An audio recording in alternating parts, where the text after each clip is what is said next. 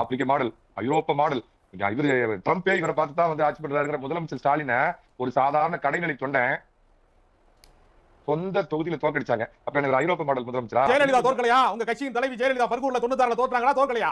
அப்ப ஜெயலலிதா இல்லைனா ஆயிருமா? ஆளுமை இல்லைனா ஆயிருமா? ஆனஸ்டான பதில் சொல்றேன். சூப்பரான கேள்வி கேட்டீங்க. ஜெயலலிதா தோற்றாங்களா தோற்கலையா? அப்படி நிறுத்திங்க. அதோட நான் கேக்குறேன். ஆனஸ்டான பதில் சொல்றேன். நீங்களும் சொல்லுங்க. 91 96ல ஜெயலலிதா அம்மா பண்ணது கொடுங்கோல் ஆட்சி. மக்கள் தோற்கடிச்சாங்க. அதே தான் இப்ப ஸ்டாலின் பண்ணாரு, தோற்கடிச்சாங்க. ஒத்துக்கிறீங்களா? ஒத்துக்கிறீங்களா? இப்ப இதுக்கு வாயை திறக்க சொல்லுங்க அப்பாஸ.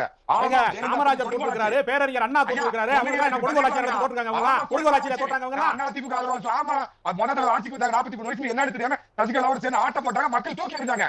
அதத்தான் ஐரோப்பா மாடல், ஆப்பிரிக்க மாடல், எல்லாம் சேருவோம், ஒன்று சேருவோம், தலையில் குமிய விட மாட்டேன்னு கடையா சுத்துறீங்களா?